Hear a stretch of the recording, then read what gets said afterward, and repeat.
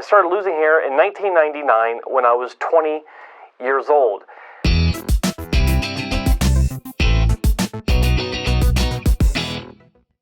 Hey everyone, welcome to the Hair Transplant channel. My name is Joe Tillman and you're watching the official YouTube channel for hairtransplantmentor.com. Right, and if you're new to the channel and you don't know who I am, I'm currently the only hair transplant patient YouTuber that also has actual clinical experience, having worked with some of the greatest clinics in the world since 2003. Yeah, so today we're doing another hair transplant consultation. I got a request from someone, it was a couple of months ago. I wanted to get to this earlier, but just been so busy. But this is an interesting one, and you're about to learn why. Today's consultation comes to us from the United States, age 42, subject graft estimate from Dr. Panine and Dr. Nadimi. Fight! When he talks about Dr. Panine, he's referring to IAHRS accepted member Dr. Vladimir Panine, and with regards to Dr. Nadimi, he's speaking about Dr. Sahar Nadimi, both of which are in Chicago. Patient goes on to say, I would like to rebuild my hairline so that I can wear my hair up and spiky again. The problem I'm having is that Dr. Panine in Chicago says that I should get 1,000 grafts for $6,000, and Dr. Nadimi in Chicago says that I should get 1,500 grafts, dense packed, for $12,500. I know they are both world-class surgeons, but is Dr. Nadimi worth double the price? Both are quotes for FUE. And then there are a couple of follow-up questions I ask. Are you taking medications for hair loss? He says yes. If yes, which medications and for how long? He's been taking finasteride since 2004 and minoxidil since 2010. So that's great. Like, he's been on top of his hair loss regimen. Next question, have you seen a reversal, maintaining or no effect on your hair loss? I ask this because it's important to know if the medication's working or if the patient thinks it's working. He says it's maintaining with some slight recession over the last 20 years. In my hairline, I started losing hair in 1999 when I was 20 years old.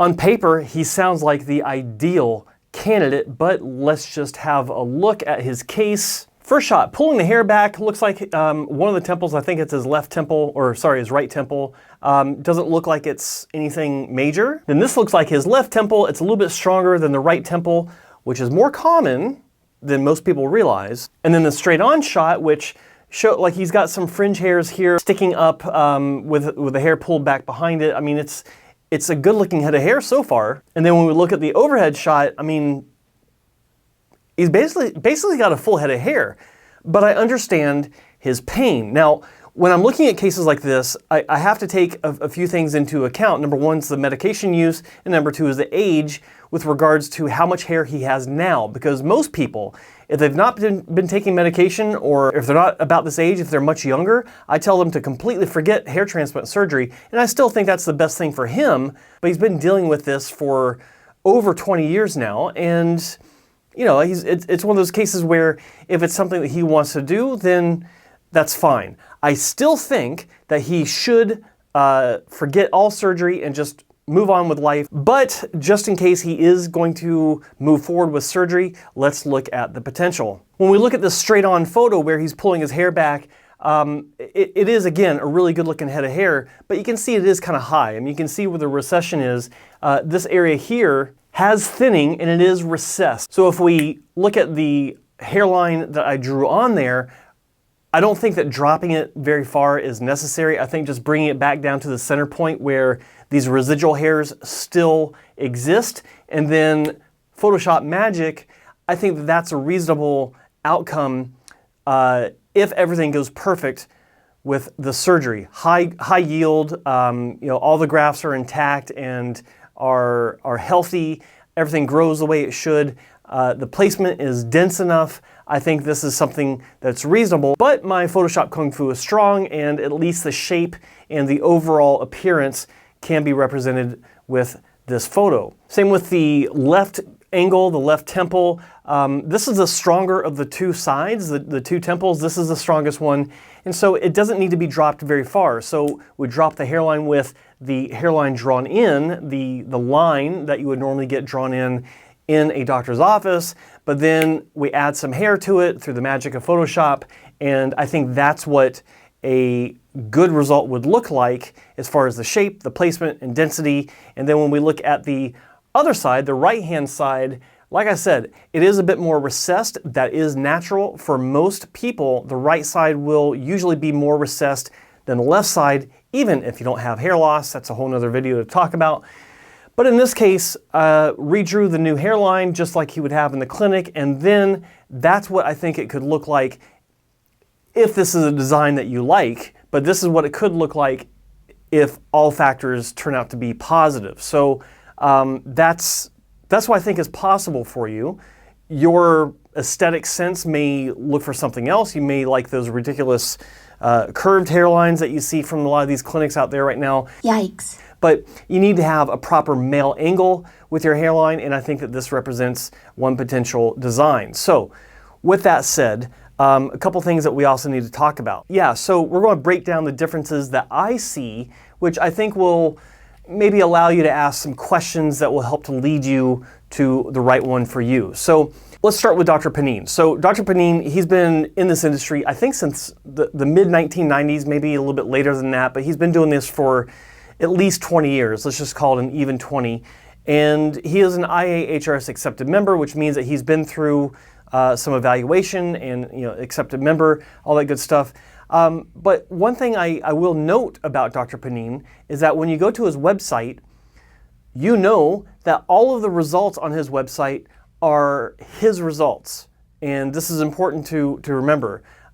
They're all his results, they're all his patients, and I think he's a solid choice if that's one that you would like to consider. Now, regarding the price, I don't like to talk so much about price, whether I think it's too much or too little, because that's up to you. But when we look at Dr. Nadimi, she's not a part of any organization that I'm aware of. She may be a part of, well, I know she's a part of some forums where people talk about her, and maybe she posts some results, but that's the big question mark I have about Dr. Nadimi. And just to be clear, again, for transparency's sake, I really have no opinion about her work, and the reason being is because I don't know what her work is. And to be a little bit more clear on that, I spent some time looking for her results online, and when you go to the website, the clinic website, there's two things that stand out. One thing that has always bothered me about this website and the results, we don't know which result is that of Dr. Nadimi and which is the result of Dr. Conyer. She's been working with him for several years. I don't know which results are hers and which results are Dr. Conyer's. The other thing I noticed is that there is no specialization in just hair restoration. She does perform several other plastic surgery procedures. Yeah, it's not what she does full time. Hair is something that she adds into the mix of her other offerings. And it makes me ask the question, what determines world-class surgical ability? And that was one of the questions from the patient. He's asking, how do I pick between both of these world-class surgeons? Well, I don't know if Dr. Nadimi is world-class because, again, I just don't know what her work includes. And because I know some of you will be saying, well, why don't you just look online to some of the different forums? That's what I did. And the problem there is that I only found about 7 patient-posted results in the various forums that are directly attributed to the work of Dr. Nadimi, and we're going to look at those real quick. Case number 1, it is 1,500 grafts. Here's the before image, and you can see the hairline drawn in the central region. I have to assume that it's just in the central region and a little bit on the sides where the work is to be done. And then here's an immediate post-op shot. You can see the freshly placed grafts and the design. And then 4 months later, we've got this result, which looks really good. I have to admit, like, this is a really good looking result. And here's an angle shot. I don't have a pre-surgical photo to compare it, so I don't know what the situation was on this side. But overall, it's a really good result, especially for only at 4 months. Let's look at case number 2. We've got the first shot here where he's pulling his hair back. You can see the recession, the general thinning, and overall recession in the corners as well. We got each side here and then there. And then here's the post-op shot. It's surprising because it's a fairly large area for 1,500 grafts, but if we look back at that first shot, you can see that there's still a lot of hair in there. So what Dr. Nadimi did is she obviously shaved down the top of the scalp, and she not only rebuilt a new hairline and filled in those gaps, but she also potentially filled in gaps in between the existing hairs. He's Asian, so the hair is very coarse, but there are large spaces in between the hair. And so she apparently found spaces to put more hair, and 6 months later, that's a really good result. Again, she apparently has good hands with Asian hair. We got a short, small pattern here developing. So let's move on to case number 3. Another case, 1,500 grafts, 3 for 3, 1,500 grafts. This one is 7.5 months post-op, around 7 months post-op. And the before images are horrible. Camera angle is below the plane of the scalp. It should be at least even or even above, so we can see what the area looks like where he's pulling his hair back. But we can't really see it. The front shot we can see a little bit more, and then so again, 1,500 grafts placed into that frontal third, and then 7 months later, because the before images were so bad, I can't tell just how much of a change there is. I mean, we got a big volume of hair here. Looks great for, whatever was done here, but I can't tell really the difference except for everything seems fuller. I can't see how far the hairline was dropped. I can't see what kind of density was placed. The immediate post-op shot really doesn't help. It's kind of blurry and fuzzy. We zoom in on this shot here, and we can see into what looks like his left temple, and it is a little clumpy. If I didn't know better, I'd say that there's some doubles and maybe even triples in the hairline. I don't think that's what's going on here. I think because the way that the hair is kind of clumpy and kind of clumping together, I think that's what's going on here. So I'm going to call this one a win, cautiously, because the before images, like I said, are really bad. So next case, 1,590 grafts, again, FUE, and again, horrible before photos, just low quality. Again, these are patient-generated photos. These aren't taken in the clinic, and so there's a good and bad with that. The good is that, well, it's not manipulated in any way by the clinic. They're genuine, but at the same time, it's horrible detail. You can see for yourself that they're horrible. But 5.5 months later, this is the result, and this one I'm not crazy about, not because of, I can't see if it's natural or not because it's such a fuzzy photo, and it looks like it's got good growth, but the shape is very cookie cutter, not something I'm crazy about. It's difficult to see overall.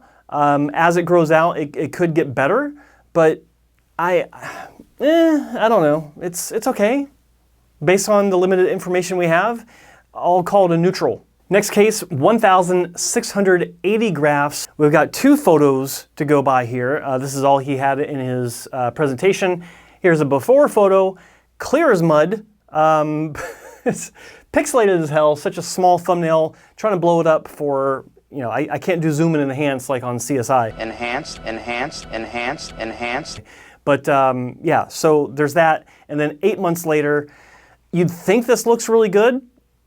I think it looks really good. It's natural looking. I would say that in this corner here, it does look a little thin. It's still early-ish, so it could thicken up. That's just my immediate observation. But overall it looks good, looks natural, which is the most important thing. Clear, she may have 500 great results. I just couldn't find them. And what I could find is a mix of mature results or almost mature results, some immature results that still looked pretty good, but there's not a big body of evidence that is designated as being only her work, and that's the problem with their website. So again, if you are watching this, I do recommend you get a hold of your webmaster and go through your files and designate which case was performed by which doctor. So that's the differences. To answer the question, which one should you choose? Dr. Panine, 1,000 grafts for $6,000, or Dr. Nadimi, 1,500 grafts for $12,500? That's up to you, because your comfort level is your comfort level as far as the financials go, and I'm not going to answer that for you. My job here was the pros and cons box of Panine versus Nadimi, and you got the columns I've set up for you, so I'll let you make that decision, and I hope I helped to make that decision easier for you. Right, so that's a conclusion for hair transplant consultations. I think this is episode 6, I could be wrong, I don't know. But yeah, if you thought this was educational and it helped you in any way, be sure to click that like button. I could really use the likes. It helps to tell the algorithm to pump up the video. And of course, if you're not a subscriber, hit the subscribe button and don't forget to ring that little bell and indicate specifically, this is such a pain in the ass, to be alerted for all notifications so that when a video is uploaded, you get notified. I've got so many people saying, I wasn't notified. Well, it's because they haven't clicked the bell, and actually, it's a pain in the ass, I know, but do it so you don't miss the videos. Yeah, I'm out of here. Thanks for watching. Peace.